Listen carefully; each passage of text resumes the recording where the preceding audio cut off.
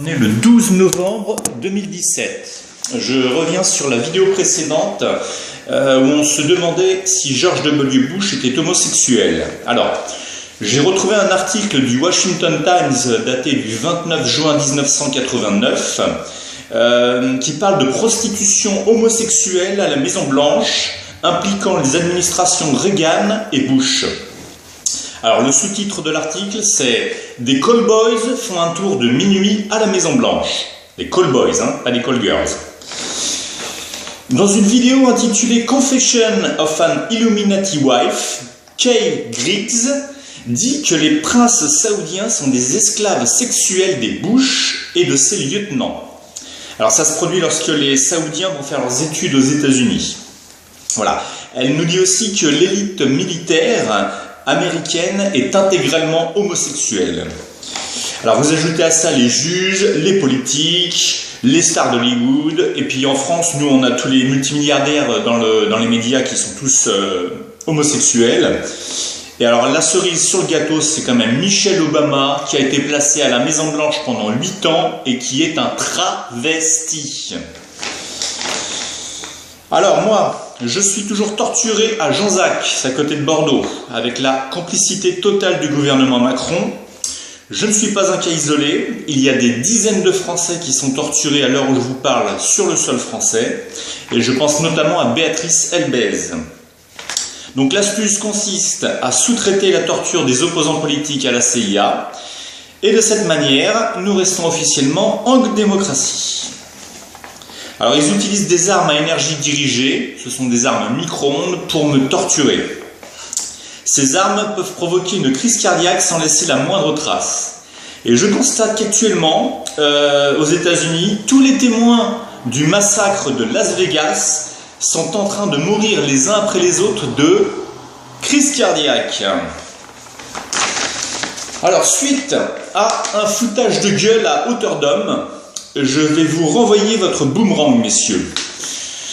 Si vous voulez savoir quand aura lieu le prochain attentat en France, il vous suffit de lire le magazine The Economist.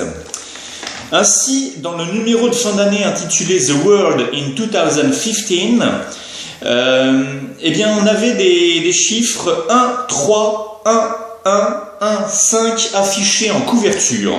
Donc, 13 novembre 2015. Et ça, un an à l'avance.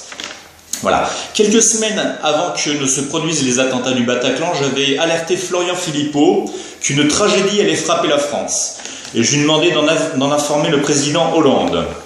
Alors je remarque que François Hollande a déclenché l'état d'urgence dans l'heure qui a suivi les attentats. Je remarque que les forces de l'ordre ont encerclé le Bataclan et ont attendu 2 heures avant d'intervenir. Et je remarque que tous les matériels électroniques étaient HS autour du Bataclan. Et ça, c'est pas du travail de Daesh, c'est plutôt du travail de la CIA.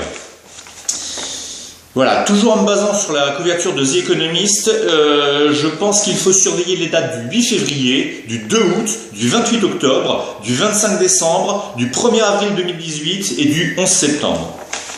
Alors, EI, ISIS, Daesh, Al-Nosra, Al-Qaïda, ça s'appelle autrement, ça s'appelle la CIA.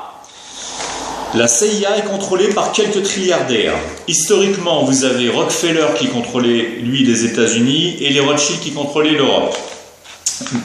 À cela est venu se greffer George W. Bush, les Clinton, les Obama. Voilà, c'est toute cette clique qui a englouti les fameux trilliards manquants. Pour devenir trilliardaire, il faut avoir rempli un certain nombre de piscines olympiques de sang.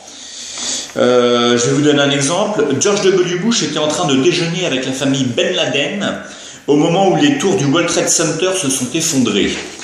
Et toujours ce même George W. Bush était à Dallas le jour où JFK s'est fait assassiner. Alors, ces trilliardaires utilisent l'armée française pour mener leur propre guerre. Et M. Macron doit leur demander la permission pour aller pisser. Alors, dans le contexte actuel explosif au Moyen-Orient, je demande solennellement à M. Macron de retirer nos forces armées de cette poudrière, de manière à éviter que la ville de Paris ne soit rayée de la carte. Je passe aux nuages radioactifs sur la France. Alors, l'Institut de radioprotection et de sûreté nucléaire déclare qu'une quantité très importante de ruthénium-106 a été relâchée dans l'atmosphère début octobre. Les conséquences d'un accident de cette ampleur en France auraient nécessité l'évacuation des riverains dans un rayon de plusieurs kilomètres autour du lieu de rejet. Alors, le lieu de rejet, ils nous disent que ça vient de Russie ou du Kazakhstan. Non. Non, vous avez été volontairement irradié pour vous faire crever. La dette française est totalement insoutenable et comme les morts ne payent pas leurs dettes, on va vous faire crever. La deuxième semaine de janvier 2017, un nuage d'iode 131 radioactive s'est propagé sur toute l'Europe et notamment en France. Et bien là encore, la provenance du nuage était inconnue. Donc tout le long de l'année 2017, on vous a irradié pour vous faire crever. Alors si vous chopez un cancer de la thyroïde, ne vous étonnez pas. Votre aide financière est toujours la bienvenue, je vous redonne mon RIB. Pour ceux qui veulent m'aider, c'est le 241 01 001 18 21 609 D comme Daniel 022 85.